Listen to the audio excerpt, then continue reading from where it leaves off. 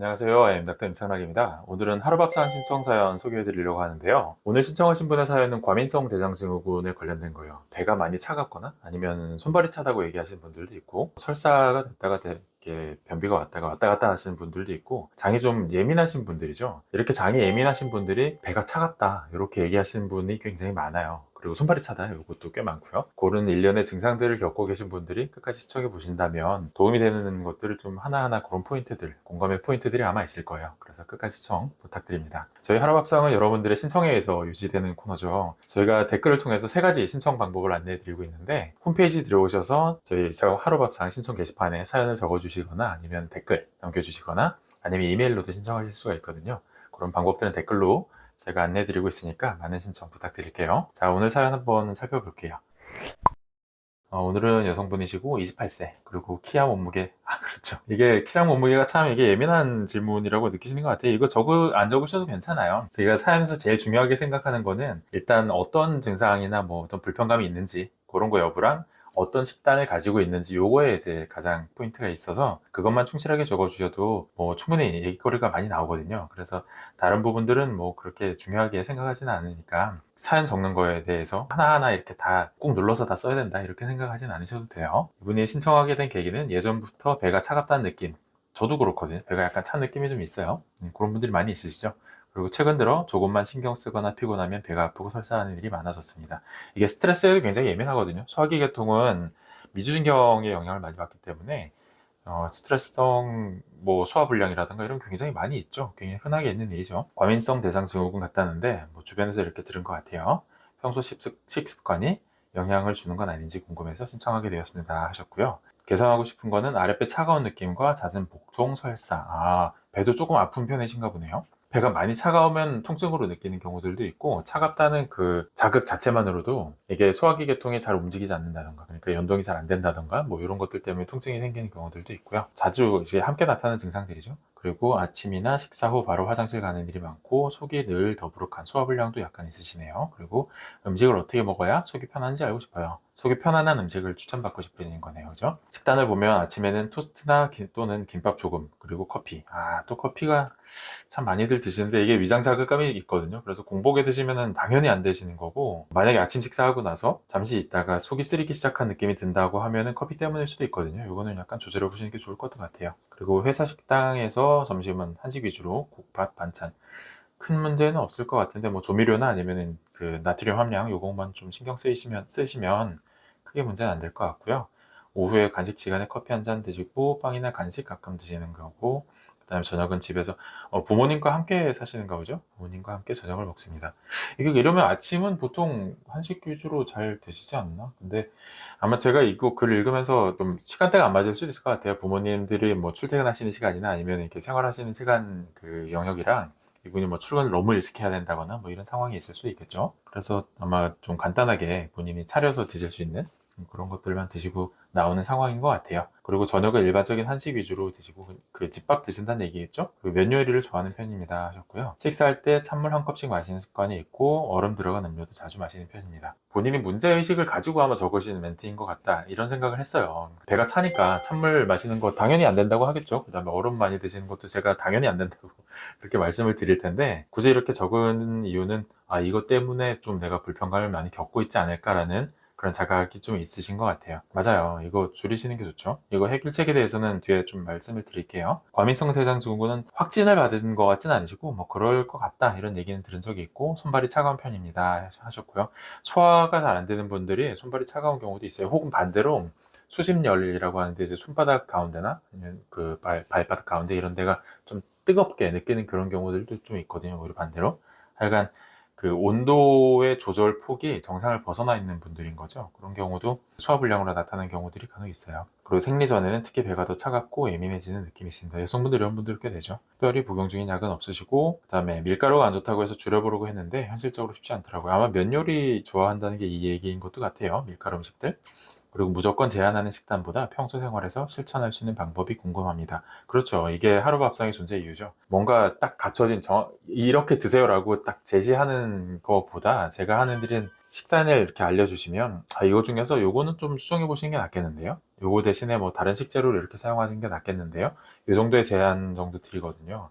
저는 그게 더 현실적이라고 생각을 해요. 어떤 건강한 식단이 딱 짜여져 있고 이걸로 드세요라고 하면 한꺼번에 바꾸기가 사실 만만치 않죠. 뭐 아까 얼음물 같은 거 그거는 좀 어떻게 뭐 다른 따뜻한 차로 바꿔볼까요? 이렇게 제안을 드리는 게 더 현실적이라고 생각을 하고, 이런 신청 사연이 저는 하루밥상에 저희 취지에 딱 부합하는 거라고 생각을 해요. 자, 이제 제가 생각하는 것 좀 적어봤는데, 일단 따뜻한 국물 식사 먼저 첫 번째로 적어봤어요. 이게 그 찬물이랑 얼음 들어간 음료 뭐 이런 거랑도 어떻게 또 보면 좀 일맥상통하거든요. 그러니까 아침에 만약에 식사하실 때 찬물을 갑자기 이렇게 들이킨다? 배가 차가운 분이시잖아요. 거기다가 과민성 대장증후군을 의심할 정도로 장이 예민한 분들이에요. 만약에 부모님이랑 같이 식사를 하시더라도 식사할 때 똑같은 찬물을 놓고 드시더라도 그 각각 식사하시는 분들, 그 개인마다 찬물에 대한 자극 정도가 다 다르거든요. 그런데 이분처럼 이렇게 장이 예민한 분들의 경우에는 온도 편차가 심한 거는 많이 피하셔야 돼요. 그래서 얼음 아까 안 되고, 그 다음에 너무 찬물을 자주 드시는 거 이런 거 안 되고요. 그거 대신에 이제 따뜻한 국물을 먼저 드시는 게 일단 좋겠다. 그래서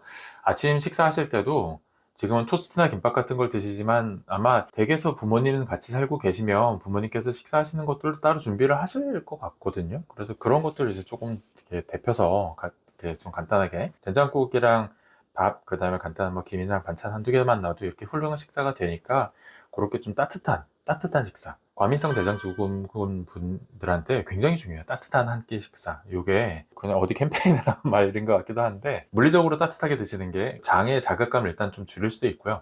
너무 뜨거운 거, 너무 차가운 거 말고 그냥 따뜻한 그런 수준으로, 평균적으로 그런 수준으로 드시는 게 자극을 일단 줄이고 그 장을 움직이게 할 수 있는 굉장히 훌륭한 방법이에요. 그래서 예전에 신청자분한테 제가 아침에 꼭 미지근한 물 한 잔으로 시작하세요 이렇게 설명드린 분이 있는데, 지금 이분도 미지근한 물이나 아니면 따뜻한 차 같은 거 한 잔으로 시작하시는 게 낫고, 식사할 때도 꼭 따뜻한 국물이나 따뜻한 밥, 이런 따뜻한 식사 위주로 한번 구성을 해보세요. 토스트랑 김밥 조금이랑 커피 이렇게 마신다고 하니까 아마 물리적으로도 온도를 좀, 장에 자극을 덜 줄 수 있는 방법을 생각해 봐야 되겠다 하고 해서 이런 제안을 드리는 거고요. 그 다음에 두 번째 제가 적은 건 생강이에요.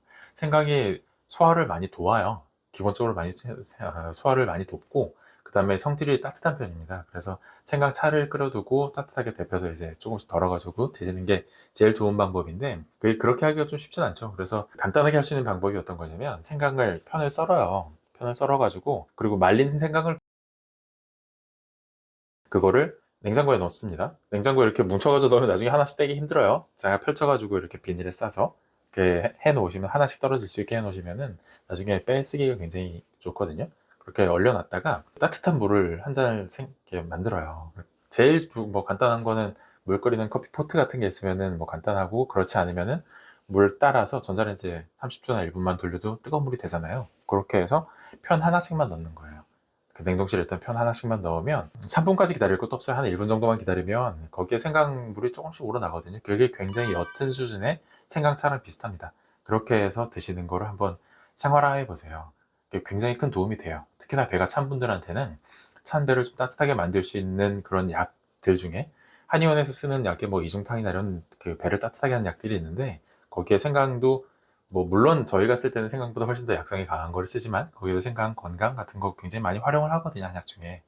그래서 배를 따뜻하게 하는, 가장 간단하게 차 형태로 마실 수 있는 것, 그거 중에 저는 생강을 꽤 추천을 많이 하는 편이에요. 생강편 하나 준비하셔가지고 하던가, 아니면 끓여놓은 생강차를 조금씩 덜어가지고 드시던가, 이렇게 하는 방법을 한번 생각해 보셨으면 좋겠어요. 채소 드실 때 혹시나 싶어서 말씀드리는 건데, 요새 젊은 여성분들 살 뺀다고 점심 때 샐러드 드시는 분들도 있거든요. 좋죠. 건강한 식사하고 누구한테는 충분히 훌륭한 한 끼의 식사가 되고, 거기에 단백질만 충분하게, 달걀이라든가 뭐 새우라든가 닭가슴살이라든가 단백질만 충분하게 갖추면 충분히 훌륭한 한 끼의 식사가 되는데, 이렇게 장이 예민한 분들은 샐러드 드시는 게 오히려 장을 더, 자극감을 더 느끼게 만드는 방법이 될 수도 있어요. 그래서 채소를 드실 때는 꼭 익힌 채소 위주로 드시는 게 좋아요. 데쳐서 드셔도 괜찮고, 아니면 볶음 위주의 채소를 볶아서 드시는 것들, 그렇게 좀 익혀서 드실 수 있게, 아니면 국에 들어가 있는 거, 아침에 소고기 묵국 같은 거 제가 추천드렸잖아요. 그래서 그렇게 국에 들어가서 충분히 익혀서 먹을 수 있게, 그렇게 해야 장의 자극감을 덜 수 있어요. 지금처럼 이미 설사를 하고 있는, 그러니까 장의 자극감을 많이 느끼고 있는 분들이라면 채소도 약간 익힌 쪽으로 가는 게 맞거든요. 그렇게 조절해서 배가 좀 편안해졌다라고 하면 그때 그때서야 이제 샐러드를 시도하시는 게 좋아요. 젊은 여성분이라서 혹시나 싶어서 한번 써놔봤습니다. 그리고 중간에 이제 면음식 좋아한다고 해서 그거에 대해서도 한번 적어봤는데, 면음식보다는 일단 단백질 위주로 늘리는 게 더 낫죠. 이렇게 면음식이 왜 밀가루 차갑다 뭐 이런 인식 때문에 면음식 드시면은 소화가 잘 안 될까봐 이런 걱정도 있으실 텐데요. 그런 것도 있지만 면음식을 드시는다는 것 자체가 식사 시간을 굉장히 짧게 줄여요. 그러니까 한꺼번에 많은 양의 식사를 하시게 되는 거죠. 장에 자극을 갑자기 줄 가능성이 좀 많고, 탄수화물, 대개는 다 탄수화물 위주로 구성이 되어 있잖아요. 그래서 혈당의 플럭츄에이션이 굉장히 심해요. 혈당이 훅 올라갔다 훅 떨어지거든요. 그런 것들 또한 몸에 대한 자극이 될 수 있는 거죠. 그래서 충분히 포만감을 유지하면서 천천히 대사될 수 있게 하는 식사를 하는 게 중요한데, 그때 빼놓으면 안 되는 게 단백질이에요. 단백질은 굉장히 오랫동안 포만감을 유지할 수 있게 만들어 주거든요. 가장 간단하게는 달걀이나 두부 같은 것들을 꼭 이제 많이 식재료로 많이 활용하시는 게 좋고, 그리고 고기를 드신다면은 뭐 닭이나 생선 같은 좀 소화가 잘 될 수 있는 조리법이 가능한 그런 고기들을 드시는 게 좋고요. 그리고 소고기나 돼지고기 같은 걸 여기다 딱히 이제 적진 않은 거는 기름 구성이 좀 안 좋을 수가 있어서 그런 것들은 좀 이렇게 배제해 놓은 상황이고요. 그래서 이런 단백질들 위주의 반찬을 좀 늘려보시는 게, 지금 면 음식을 하시는 것보다 그런 이렇게 몸에 자극을 주시는 그 음식들을 자주 드시는 것보다는 낫겠다 하는 생각에서 이걸 좀 적어봤습니다. 자, 오늘은 한 요 정도 살펴보려고 하고, 이게 배가 차가운 분들이나 아니면 이제 손발 차가운 분들이 이 중에서 가장 간단하게 할 수 있는 것, 그거 생강이거든요. 거기다가 아침에 미지근한 물로 시작하시는 거, 그거 정도는 아마 간단하게 좀 따라 하실 수 있을 것 같고, 만약에 좀 설사나 이런 게 심하신 분들이면 채소를 좀 익혀 드시는 거 위주로 그런 식습관을 가져가는 게 좀 더 도움이 되실 거예요. 자, 오늘은 과민성 대장증후군 아니면 배가, 손발이 찬 분들, 이런 분들한테 도움이 될 수 있는 그런 사연이 있어서 한번 소개해 드려 봤고요. 오늘 소개해 드린 내용, 설명해 드린 내용이 도움이 되었으면 좋겠습니다. 긴 영상 시청해 주셔서 감사합니다.